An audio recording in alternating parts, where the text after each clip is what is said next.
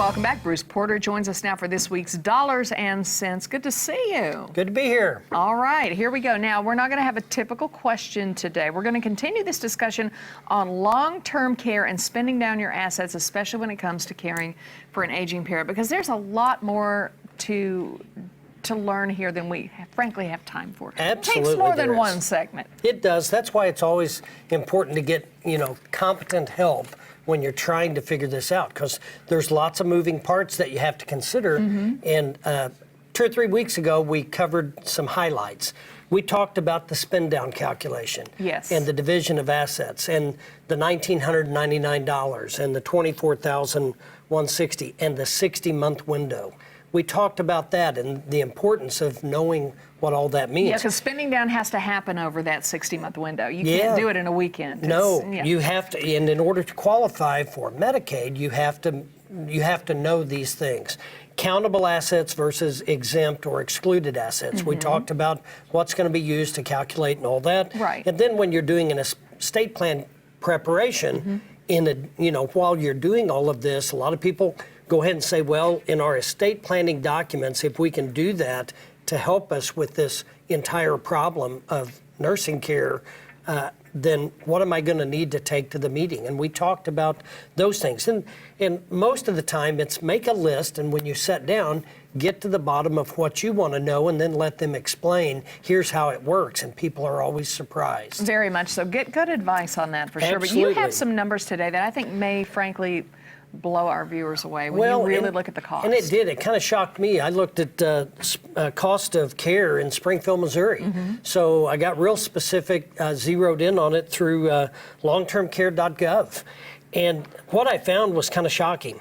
Home care services or home health aid is $3,300 a month. So if you hire somebody, and I assume that's a full-time position, then that's the average of what the cost would be. You might get it a little bit cheaper. It might be a little bit higher, depending on what kind of care you get. But I was kind of shocked by that number. Adult daycare, which is becoming a lot more prevalent than it used to be, $1,837 a month.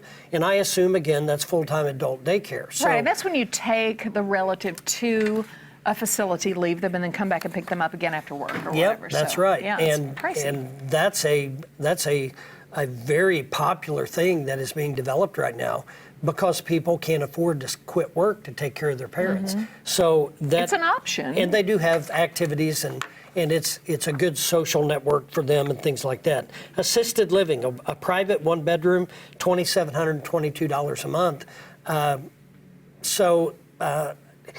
Assisted living can take on lots of different things. How many meals? Do they have a pool chain? Do they have somebody that checks on them daily? There's lots of moving parts with that type of care as well. And as you get more care, the cost goes up. Yes. So even with assisted living, that's an average. It can be higher, or it might be a little bit cheaper than that. Right, and there are criteria. Some of these places you move in, and they say if you can't get yourself to and from the dining room that's right. without assistance, then you probably need more help than this. So there is criteria. Be aware of that. Nursing homes was shocking to me. Semi-private to a private room, anywhere from $5,100 a month all the way up to $9,700 a month per person for care. So full-blown nursing care, I think we'd all agree, is quite expensive. That's the reason that people need to take time to sit down with your parents, especially if they're aging, and say, okay, let's get a game plan together. Let's determine how we're going to handle this. And if we need to do some estate planning, or if we need to buy some insurance, or a combination of those things, allow yourself plenty of time to have those discussions before you have a crisis. And now you have to do an emergency plan, which is very costly because of spend down and cost of care and things like that. Exactly. It never hurts to plan ahead on any of this, especially when it comes to what you've worked for all your life. That's right. To build a little money to live on. I'd rather inherit my kids or my family than the nursing home. So I don't necessarily want to just lose everything I've worked hard for just because I didn't plan. Right. And there's plenty of ways to plan without going broke. This is true. And you want to make sure you get good care.